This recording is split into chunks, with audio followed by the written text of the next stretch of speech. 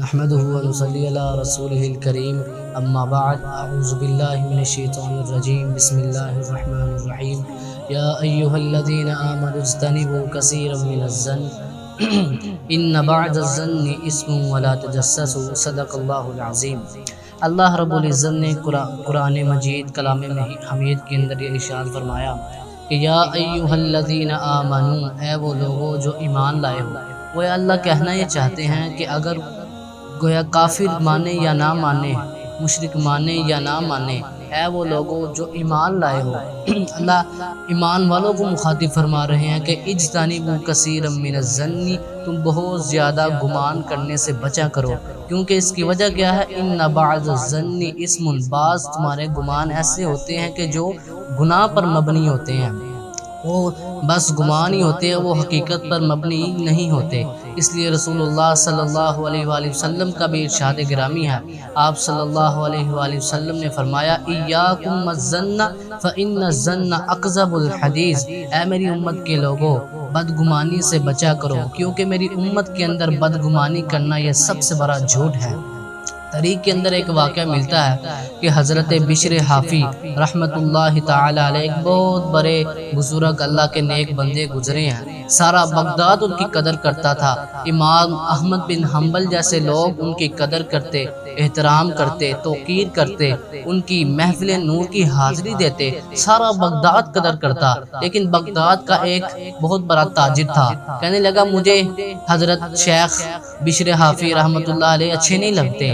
لوگوں نے کہا یار بڑے بڑے باشعور لوگ ان کی قدر کرتے ہیں، احترام کرتے ہیں، توقیر کرتے ہیں، تجھے کیوں نہیں اچھے لگتے؟ تو بھی ان کا احترام کیا کر، توقیر کیا کر، تو ان کو کیوں برا بلا سمجھتا ہے؟ تو وہ کہنے لگا جی ایک مرتبہ ایسا آیا، وہ کہنے لگا کہ میں اس لیے ان کو برا جانتا ہوں، برا سمجھتا ہوں کہ یہ جمعے والے دن جمعے کی نماز پڑھتے ہیں اور سنتے پڑھے بغیر ہی نکل جاتے ہیں، بس اتنی سی چھوٹی سی بات کی وجہ سے مجھے وہ اچھے نہیں لگتے۔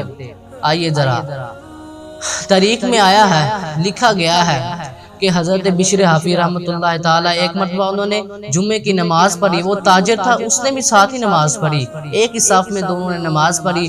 اس نے کہا کہ آج میں دیکھتا ہوں شیخ صاحب جاتے کہاں پہ ہیں۔ حضرت بشر حافی رحمۃ اللہ علیہ نماز پڑھی، جمعے کی سلام پھیرا اور سنتے پڑھے بغیر ہی نکل پڑے۔ وہ تاجر بھی ان کے پیچھے پیچھے جا رہا ہے۔ جب ایک نان والی دکان آئی تو حضرت بشر حافی رحمۃ اللہ علیہ نے کچھ نان خریدے اور وہ تاجر کہنے لگا لو ان کو بھوک نے ستایا ہوا تھا، اس لیے یہ جمعے کی سنتے نوافل چھوڑ کر آ جاتے ہیں۔ اس کے بعد جب وہ آگے بڑھتے گئے، آگے چلے گئے تو آگے ایک کباب والے کی دکان آئی، وہاں سے انہوں نے کچھ کباب خریدے۔ وہ تاجر کہنے لگا لو ان کی عمر دیکھو اور ان کے ذائقے دیکھو۔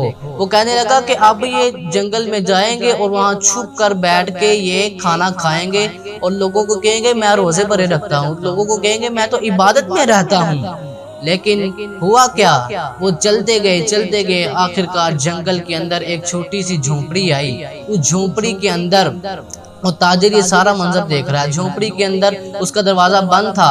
حضرت بشر حافی نے دروازہ کھولا، اندر ایک بوڑھے بابا جی بیٹھے ہیں جو فالج زدہ ہیں، اٹھ نہیں سکتے، کچھ کھا پی نہیں سکتے، بوڑھے بابا جی بیٹھے ہیں۔ تو حضرت بشر حافی رحمۃ اللہ علیہ فرماتے ہیں بابا جی مجھے معاف کرنا، آج جمعہ تھا، جمعے کی نماز پڑھتے پڑھتے لیٹ ہو گیا، مجھے معاف کر دیجیے، ابھی تو میرے نوافل بھی باقی ہیں، ابھی تو میری بقیہ نماز بھی باقی ہے، ابھی تو میری سنتے بھی باقی ہیں۔ یہ منظر دیکھا اس تاجر نے۔ وہ تاجر کہتا ہے کہ میں باہر کھڑا کانپ رہا تھا، میرا وجود کانپ رہا تھا کہ میں کیا سمجھتا تھا اور یہ کیا بن گیا ہے یہاں پہ۔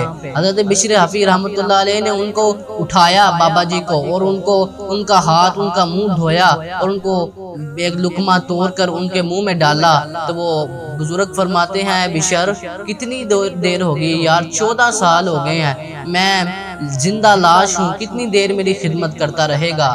کہ حضرت بشر حافی رحمت اللہ تعالی علیہ فرماتے ہیں بس بس بابا جی آج کے بعد یہ بات نہ کرنا، یہ تو سارا شہر میری عزت کرتا ہے، احترام کرتا ہے، توقیر کرتا ہے، یہ میری نفل و نوافل اور عبادت کی وجہ سے نہیں ہے، میں آپ کی خدمت کرتا ہوں تو رب نے مخلوق کے دل میں میری عزت پیدا کر دی ہے۔ تو بات یہاں سے کیا پتہ چلتی ہے کہ اس تاجر کے اندر اس کا جو برا گمان تھا وہ اس کو کہاں سے کہاں تک لے کے آ گیا۔